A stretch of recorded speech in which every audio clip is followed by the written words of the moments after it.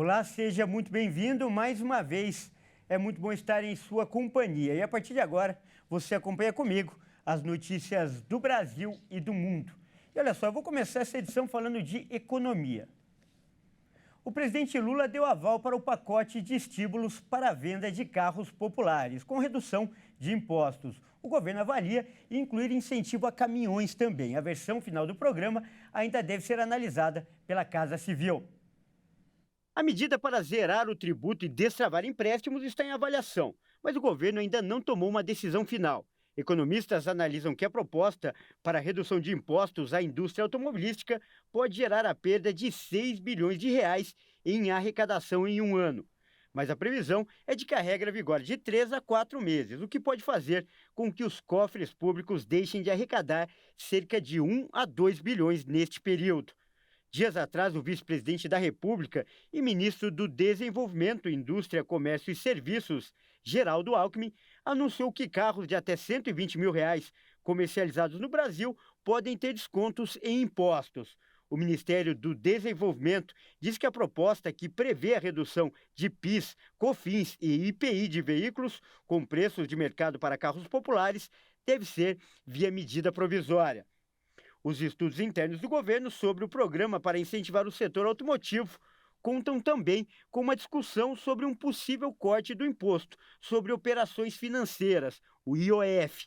A equipe econômica avalia também incluir incentivos à renovação da frota de caminhões no pacote de medidas para baratear o carro popular. O objetivo é estimular a retirada de circulação de veículos com mais de 30 anos, que não atendiam aos parâmetros técnicos de rodagem. Há cerca de 4 milhões de caminhões em circulação no Brasil, sendo 26% com mais de 30 anos de fabricação. O ministro da Fazenda, Fernando Haddad, afirmou que o presidente Luiz Inácio Lula da Silva validou a fonte de financiamento proposta. Haddad disse que a questão deve ser resolvida no mais tardar até segunda-feira.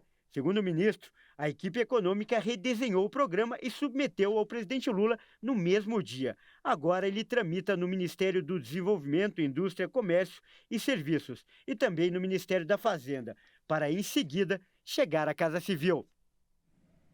E olha só, muitos consumidores estão aguardando o anúncio desse pacote do governo para comprar um carro novo. O reflexo disso é que a venda de automóveis e veículos comerciais leves, 0 quilômetro, registrou em maio o pior resultado desde 2016. Foram 166.361 emplacamentos. E eu mudo de assunto agora para falar das notícias internacionais. Durante a busca por 8 jovens desaparecidos dos últimos dias, a Polícia do México encontrou, olha só, 5 sacos contendo restos humanos.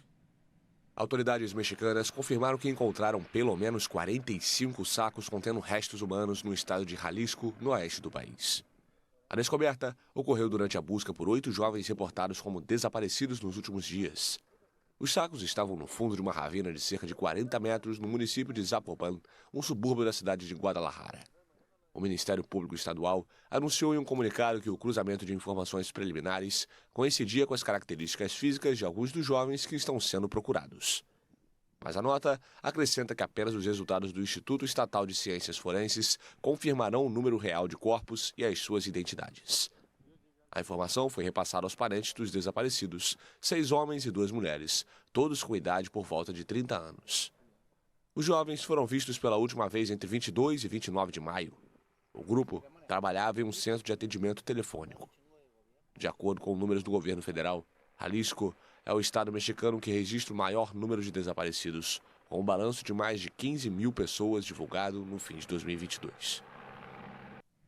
Olha, e como você acabou de ver na reportagem, foram 45 sacos encontrados, e não 5, como eu havia dito. E a gente continua falando das notícias internacionais. O chefe da diplomacia dos Estados Unidos, Antony Blinken, se posicionou a respeito da guerra na Ucrânia. E ele afirmou que o único caminho para alcançar uma paz real é continuar reforçando a Ucrânia. O secretário de Estado americano Antony Blinken realizou nesta sexta-feira um discurso em Helsinki, na Finlândia, novo membro da Organização do Tratado do Atlântico Norte. Ele aproveitou a ocasião para falar sobre a guerra na Ucrânia promovida pelo governo do presidente russo Vladimir Putin. Today what I want to do is Hoje, quero destacar que a guerra de agressão de Putin contra a Ucrânia foi um fracasso estratégico, diminuindo muito o poder de Moscou, seus interesses e sua influência nos próximos anos. Para Blinken, o único caminho para a paz é reforçar o poder de fogo da Ucrânia. Por não termos ilusões sobre as aspirações de Putin, acreditamos que o pré-requisito para uma diplomacia significativa e uma paz real é uma Ucrânia mais forte, capaz de se defender contra qualquer agressão futura.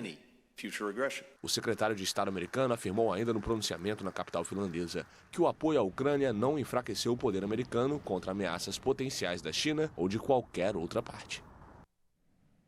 E olha só, em 2022, um vídeo impressionante viralizou na internet de um eletricista que recebeu nada mais, nada menos do que uma carga de 13 mil volts, enquanto fazia a manutenção de uma rede elétrica. E mesmo depois de quase 6 meses do acidente, ele ainda tenta se recuperar dos danos causados pela descarga elétrica. Acompanhe agora na reportagem do Leonardo Félix. 7 de dezembro de 2022. Para muitas pessoas, esta foi uma data comum, um dia útil de trabalho como outro qualquer. Mas para o eletricista Rodrigo Moraes da Silva, de 40 anos, foi o momento de seu renascimento. Não, eu lembro que eu estava fazendo um acabamento de fibra ótica, né? No poste. Esse fio metálico foi um alicate que pegou no fio terra. Aí eu vim tomar descarga. Naquele momento que eu tomei o choque, pra mim, eu nem ia voltar mais. Rodrigo sofreu uma descarga elétrica enquanto fazia a manutenção na rede de internet na cidade de Bauru, interior do estado de São Paulo. Ele ficou desacordado depois de tomar o choque. Segundo o eletricista, foi uma descarga elétrica de 13 mil volts. Ainda com as costas pegando fogo, ele acordou e conseguiu se desamarrar dos fios para descer a escada. Para ele foi um verdadeiro milagre. No hospital foram necessários enxertos de pele em 33% do corpo, já que o eletricista sofreu queimaduras de 3º grau, além de perder a orelha esquerda.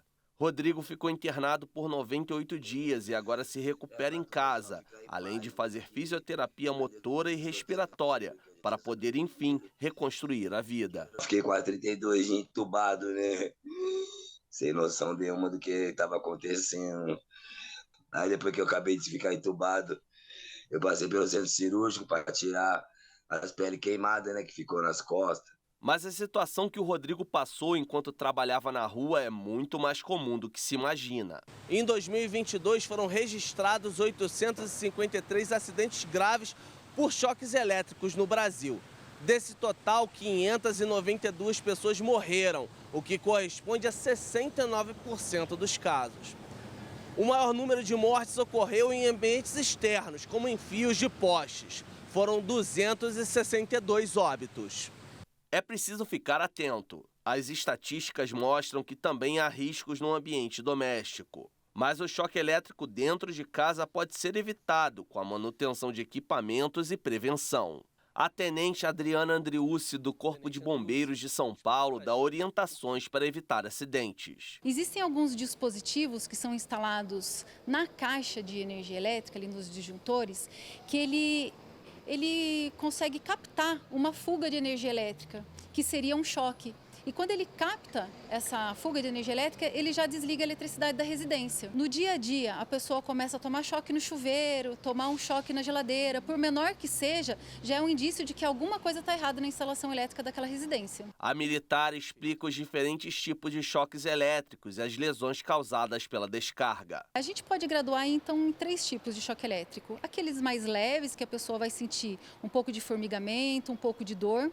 Uns outros medianos, em que a pessoa já pode ter um problema para respirar, e aí sim já fica grave se ela não tiver um socorro adequado e no tempo adequado. E já os choques mais fortes, que esses sim são bem perigosos e pode até levar uma pessoa à morte. Segundo a tenente Andriussi, em caso de acidente, a primeira atitude deve ser desligar a chave geral de forma segura e nunca encostar na vítima. Bom, essa edição fica por aqui. Eu agradeço demais pela sua companhia e convido a continuar ligado em nossa programação. Até mais!